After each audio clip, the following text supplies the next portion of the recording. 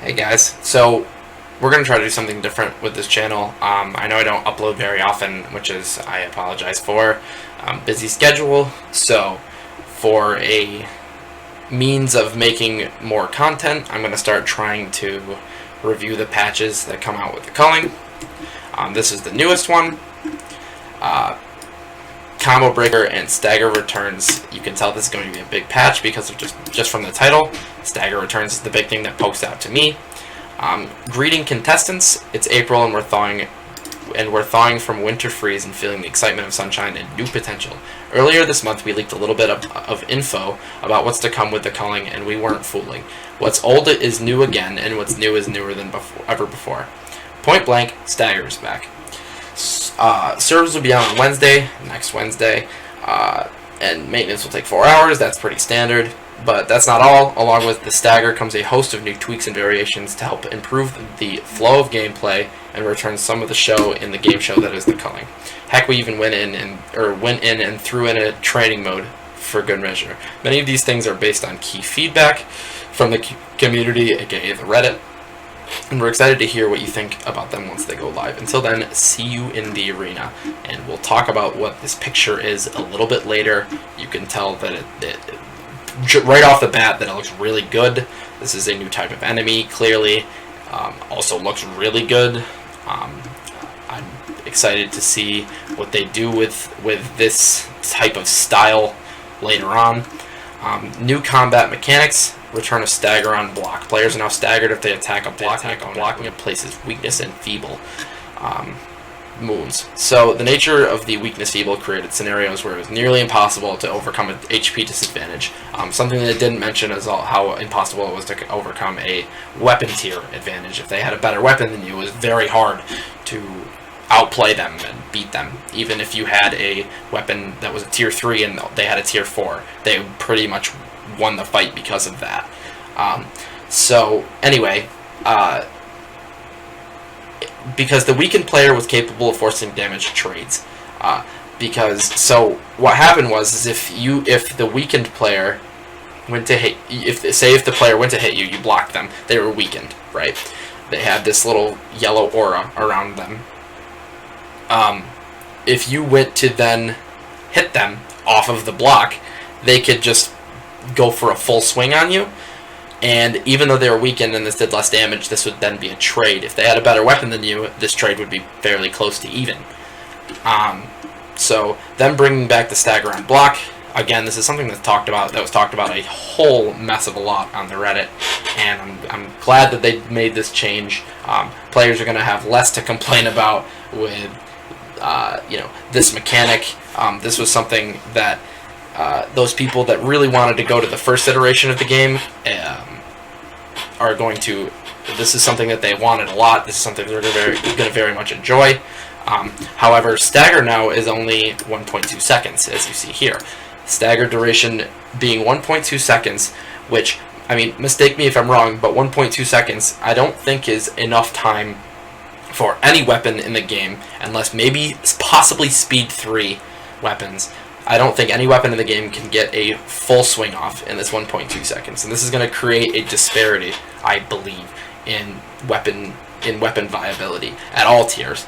I think weapon speed is going to come back as a huge contender as to why certain weapons are viable, certain weapons are not. I think it's going to be important for certain weapons to work in certain builds, such as using the perk. I'm not sure what it's called, but the one that makes you swing bludgeon weapons faster. Bludgeon weapons generally are 1 speed or 2 speed max, and this will allow you to properly use the perk that makes you swing them faster and get a faster charge speed, because now in this 1.2 seconds you can get more max damage off, guaranteed. And I think that's important, is guaranteed damage off of the stagger. The original rationale for replacing stagger with weakness is that in 2 seconds stagger was disruptive to the flow of a combat encounter. The reason they took this out in the first place, the stagger on block, was because they thought that combat felt stilted and clunky, and it was ugly to watch, especially at higher levels, but sometimes at lower levels as well, where one player would consistently feel stun locked, that hitting into blocks would send them back for 2 seconds, and then they would try to block and they'd get pushed, and that'd send them back for another 2 seconds. I forget how long push stagger was, but it felt they felt that this was clunky, so they took it out entirely. And I think that was the wrong move. I think what they're doing now is good. Cutting the stagger duration by half a second, 1.7 to 1.2, makes it feel more like a large hit reaction than an extended stun. So large hit, not full swing though. Notice how they said large hit. If they had said full swing, I would be pretty confident that this would be almost no different from the original iteration of the game. So I think this is going to bring speed back into the mix. New combo system allows you to follow up any successful combat action with an additional action very quickly. So to understand this one, put yourself in the scenario of somebody who just blocked an attack, right? Your opponent attacked you, you blocked it. So you get your 1.2 second stun now, right? And you go for your power swing, your maybe 75% swing, right? And your enemy, in previous iterations of the game, after you did your full swing, it would almost be a guarantee that they could get what's called a jab back, and they talk about this in the dev comments, an inevitable jab back, expected jab back, blah blah blah. It's something that happened a lot where you would full swing and they'd get a little jab. They'd get a little jab after your swing, especially now because hits cannot be interrupted by your enemy's hits. You can't get knocked out of your swing or knocked out of your attack charge from somebody else's attack charge, which is important, right? So, and I think that was a good change. Many people, complained, but I think that was a quality change, because, especially now, because you can't cancel an attack with a block. So this combo system is designed to combat the jab back, right? So again, put yourself back in the scenario where you just blocked your enemy's attack. You go for your full swing attack, and when they instinctively go for their jab back, you can now pull up, and how they say very quickly here, you can now pull up your block their jab back, get another 1.2 seconds stun, right?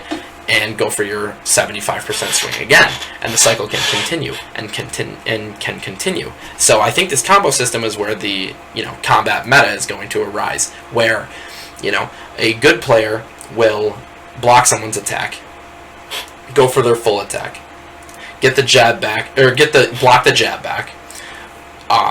But then maybe the other good player who got blocked will read that you're going to try to block their quote-unquote jab back, right? And they'll push your combo block, right? So this combo system is designed to allow skilled players to punish the staggered player and transition quickly into a block if they expect a jab back, or read someone else's combo system and play accordingly. Excuse me. So this is just going to generally increase the skill ceiling, which I always am for. I think the culling has been too reliant on, an odd meta now that is nonsensical. I think this will make combat make much more sense. And honestly, combos are something that other fighting games rely on, and since culling was taken over by the fighting community, namely somebody such as Rangeshifter, who came from the Smash community to here and makes combat all about like reading and mind games and mix-ups and stuff such as that. I think them taking a page out of other fighting games books with this combo system, very good change. I think this is an extremely good change. I'm excited to see what skilled players such as Rangeshifter, or Jabs and Kavazon and people who have been very touted in this community can do with this. Offline survival, new game mode. basic and advanced. That's what this is. The mode was born of a desire to give new and veteran players an offline space where they can develop their skills in an environment that concentrates the action into a fast-paced battle for survival against wave after wave of AI bots. It takes place in a brand new arena with custom-tailored culminators. So this is basically, zombies in the Culling. It's, you fight against your bot. You fight against a bunch of bots. I'm assuming in the advanced mode the bots are pretty good. You can get good practice, 1v2ing. And especially with Stagger coming back, I didn't mention this before, but with Stagger coming back, 1v2ing is possible now. So I think this is cool, a cool little thing. I'm excited to see what they can do with this and this new art style that they've apparently put in. So yes, I think this is good. New items, just 2 new stims, no weapons, no nothing else. The new stim, or the first one is Lung Butter stim. I think this is good. This is basically Hemoblast for Stam, and with the kill perk, there was a kill perk that gave you 10 more stamina, just as there was a kill perk that gave you 10 more health, and there was a stim that gave you 10 more health. So why wouldn't there be a stim that gives you 10 more stamina? This must be what they thought. I'm glad they put this in. This is a good stim. I think this is going to make... I also like the fact that this is going to make drops a little bit more diverse, because it seems that, the only stim I ever get from a drop is stealthy anymore. So I think this will give a little bit more of a diversity to drops. Overall, good stim. The second one, Hemo Drip. This is a fairly bad stim. I think this is Regenerator in a stim, but it's slower. You get 5 HP instantly, and then 20 HP over the next 20 seconds, which is fine unless this shows up in drops. Because drops, I think this will be very underutilized, this stim will. It's basically a worse bandage, whereas... you can make bandage, or it's a worse crafted bandage. If this was a worse regular bandage, I think this would be maybe viable. But other than that, I think this is just a pick up and sell stim. So updated economy. This is important. Hollow spawners contents are now hidden until purchased. The only thing I really need to say about this is that blue crates are back. I like the fact that it adds an RNG aspect, because I think hollow spawners were broken before. You could run around the map all you want after getting 2 kills and look for any late game bullshit you wanted to, namely guns, impact grenades, dynamite. What are some other bullshit stuff? No, I guess that's about it. So it adds some RNG stuff, or it adds an RNG aspect to that. And it makes, your decisions as a player a little bit more concise. You don't have to run around the map looking for stuff like that. You can just pick one up, you get what you get. So I think this is good. Hollow spawner contents cost update. Early, mid, late, standard stuff. I like what they're doing with this. Obviously, you get something not so great if you get it early, but it's still, okay. If you're in a pinch, mid 100, you probably get like a decent T2, maybe. I think this is good. I think that these scaling hollow spawner things are good, again, because I thought hollow spawners were broken. This is a decent nerf to hollow spawners, but it also adds more variability. They change as they go on. It's basically just blue crates, but with a scaling factor rather than literal RNG. So I think this is good. I'm glad that they did something along these lines. Airdrop availability based on accumulated funk. This is a weird change to me. Because now, in order to get an airdrop, you don't have to spend your funk. So, say you accumulate somehow, if you're somewhere along the lines of a goddamn genius at this video game, you accumulate 200 funk in a game, right? And you are in no hurry to build armor. You're in no hurry to heal. You're in no hurry to use this or that or anything else. You can instantly call your airdrop, run inside, pull a late game hollow spawner to get like a gun or something very good along those lines, and then go in and then go back and get your airdrop that was a late airdrop for 200 funk, which is usually a tier 4, right? So I think this is an odd thing to me, but I kind of like it.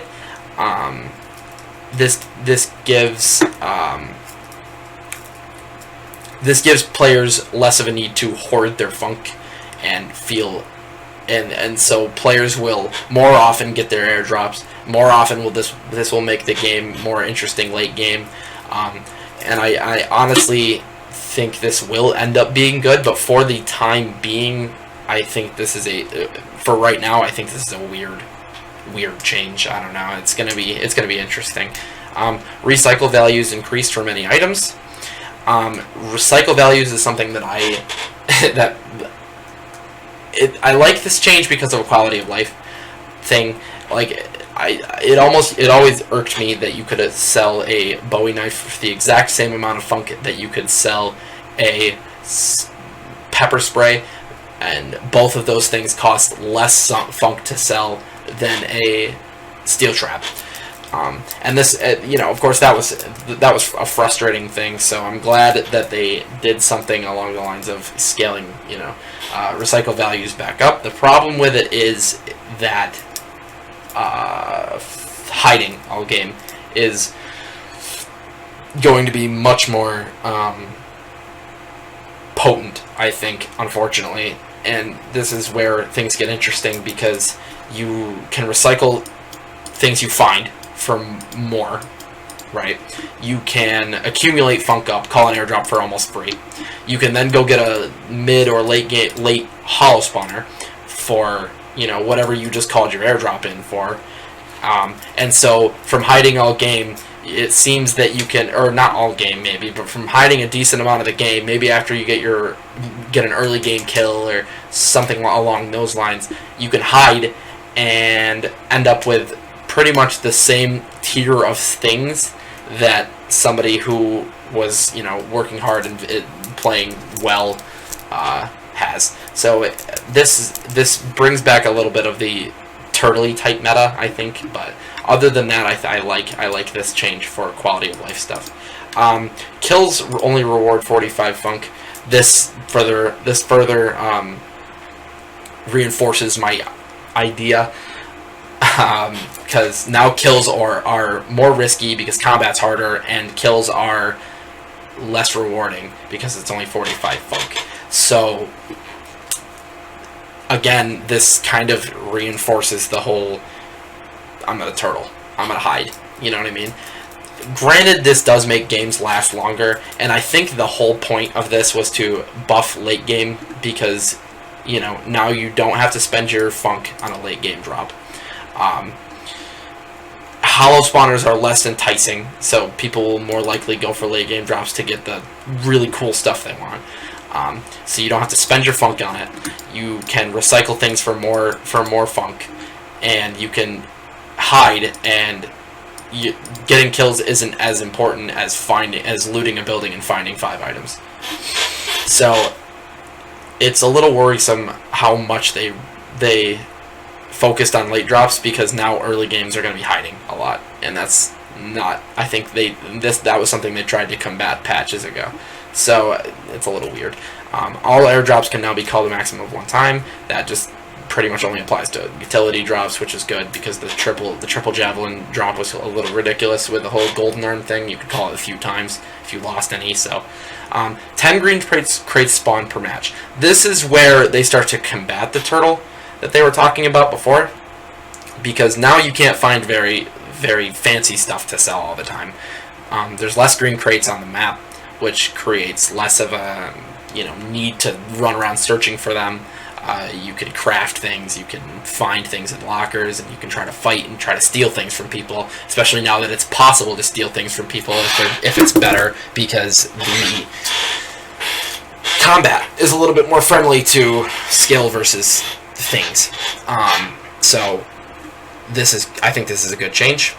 The only way to get a tier 2 early will be to purchase it in a hollow spawner, cost 50 funk, or to find one in a green crate, but there's less of them.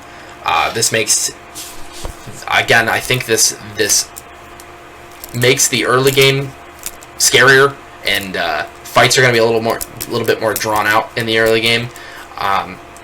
So it's going to be interesting. One thing I would like to mention is, I guess this isn't completely useless, because you can pop this during combat and recover this 25 HP, as long as the fight lasts over 20 seconds. And since the early game is not going to be flooded with tier 2s as much, the fights will be more drawn out. So I guess that being, as long as that's an instant pop, similar to how Muscle Man Milk is. As long as that's an instant pop, I think that actually will help early game. But late game, again, it's going to be a pick up and sell. So yes, I think this is good. Green crates are no longer found inside of buildings. That is along the same lines. Tier 2 weapons no longer spawn in lockers. Again, along the same lines. It's good. You can't find tier 2s like so easily and stuff. Fewer duplicate items found within a building. That's good. You won't find 10 bandages in one building and want to cry. And buildings offer better consistency. This is something they tried to do with balancing out spawns around the map correctly. I think this is a good change, again, because now you can't get spawned in the back of the map, get that whatever that newer building is, and kind of be screwed for the game, rather than getting spawned at labs, having no one, getting a full inventory of things and being set for your first fight. So I think this is going to balance the early game out. I think one thing that they really did with all these economy changes, was make the early game more about skill, more about being smart, positioning yourself on the map correctly, and they made the early game last a little longer, and finding really good stuff right in the beginning is going to be much harder. They didn't talk about red crates much. Red crates are, if you find a red crate, you get something good out of it, you're going to run the game, I think, especially early, because now you're going to have a better weapon compared to somebody who couldn't even find a tier 2 in a locker. But yeah, the point is I think they made the early game a little bit slower and a little bit more tactile, I guess. Updated match progression. This is something I wanted to talk about. This is one of the worst things I think they've ever put in the game. Right up there with the removal of block stagger, but they brought that back, so that doesn't count anymore. The match events now trigger based on player attrition. I think this is very bad, because oftentimes you'll find yourself queuing into a game. Say you queue into a team's game, you'll find yourself queuing into a game of 3 other teams max. Sometimes. Of course, this isn't every time.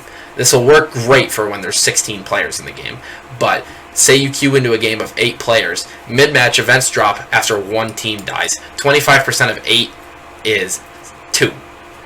So 1 team dies right in the beginning of the game, and whatever team, say one person on the team got both of the kills, that puts them at probably about 100. They can call a mid-match drop right then. So I think this is very counteractive to everything else they've done.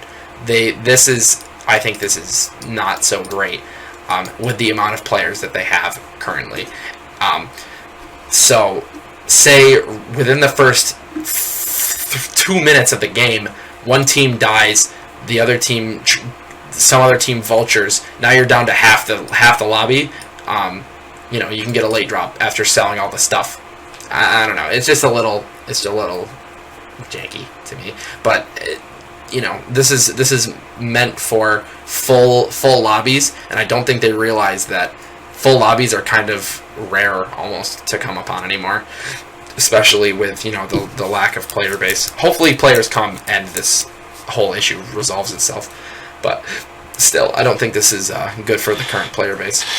Armor now absorbs 10%, 15%, or 20% of incoming damage. They made armor just fucking bad. They just made armor really bad. Which I think is a good thing. It's not something you have to rely on anymore. It makes the fights, again, more about combat mechanics and less about, hey, look, I have armor, you lose. So this is a good thing. You're not pressed to make yourself a set of armor. And with other things, that have changed below, I think this is a good thing. For now, we'll see where stuff like this gets exploited later. But kill perks are now reward perks. If you kill another player, you get old painless. You travel 2,000 meters, which is, basically around the fucking map.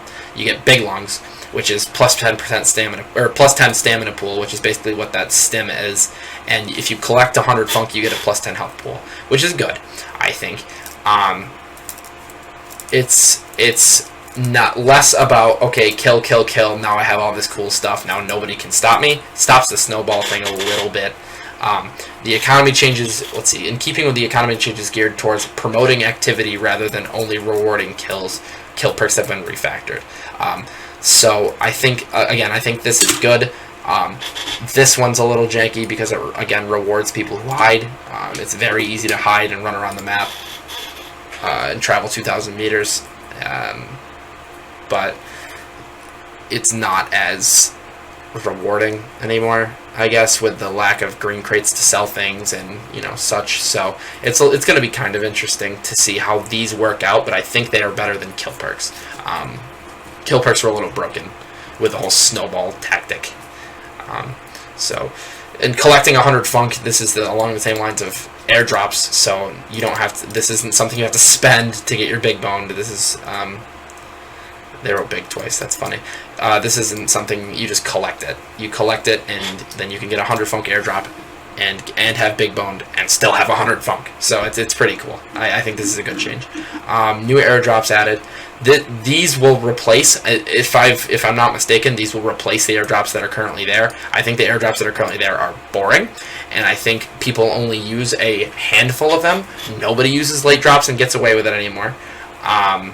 So what they've done to make late airdrops more viable, I think they'll make them changing the airdrops will be good. 10 new themed mid-match airdrops containing T2s and additional items, that's good. 9 new themed late-match airdrops containing T3s and additional items. I don't know where you get T4s anymore. I don't know how you call an airdrop. I'm assuming they still have, the late airdrops that cost 200 funk rather than 150, because they talk about this below. Airdrop, funk costs have changed a little, especially in the late area, but I assume these are the 150 funk airdrops, and you call it tier 3 additional items, which is along the lines of like armor, maybe a bow or something. I like the fact that they brought back the themed ones, because they're moving away from the fact that they were trying to make all of the airdrops perfectly even and balanced, and that's just not how the game's ever going to work. So maybe having themed airdrops will cause people to have more of a variation in what drop they call in, rather than everybody's calling in survival axe or tomahawk or pipe wrench or whatever. You know what I mean? So I think this is a good thing. And this is going back towards the beginning of the game, which is always a good thing. So this is good. New input system to provide consistently responsive controls and eliminate bugs related to state changes. I think this is kind of a load of shit. I'd like to hope that them writing this on here means that they fixed all of the bugs and they made combat completely flawless, completely seamless. And when you say to do something, it does it. When you don't say to do something, it doesn't do it. And I'd like to believe that. But with this game's history, it has never been like that. It's always been a little janky here, there, wherever else, and it causes exploits. So there's players out there that will take the time to find a way to break this. But I'm optimistic for, hopefully they changed a lot of the existing bugs. But we'll see. Full controller support. This is just them pushing Xbox. Glad they did this. Updated melee weapon balance. This makes sense. 4 to 8 for fists and rocks. Crafted is 4 to 13. It's always good. It's always better to have a weapon than to not. This is something they very, very, very heavily rely on. With new combat changes, I'll read this out to basically explain this for myself. With new combat changes, fights tend to be faster paced, so this was a good opportunity to revisit weapon damage numbers. We tried to follow rules of thumb. Having a weapon provides a tremendous advantage versus being unarmed. A manufactured T1 has a small advantage over crafted. Otherwise, crafted is always the go-to because it costs less versus the recycle value of a T1 and allows you to choose which weapon you want. The problem with that theory is that yes, this is a quote-unquote small advantage, but it's an advantage nonetheless. And usually you can hold on to the tier 1, turn the crafted into a bow or something like that, or even a different weapon type, and be better off. So I don't know about selling your tier 1 for your crafted, but sure, whatever. And allows you to choose which weapon type you want, blah blah blah. The magnitude of the step from one tier to the next grows with each tier, which helps incentivize going for the next higher tier despite the additional cost. That's a weird way to word that because of how airdrops are currently, thought about and called and stuff. You usually hold your tier 1, maybe get a kill, and then hide until you get your airdrop, which is, I'm assuming, what's going to happen in this patch, but we'll never know. But, of course, incentivizes you to go over the next higher tier. The top damage dealer of a given tier is never better than the worst damage dealer of the next tier up, regardless of wounds. The last iteration had some issues with this. Every iteration of the game has had issues with this.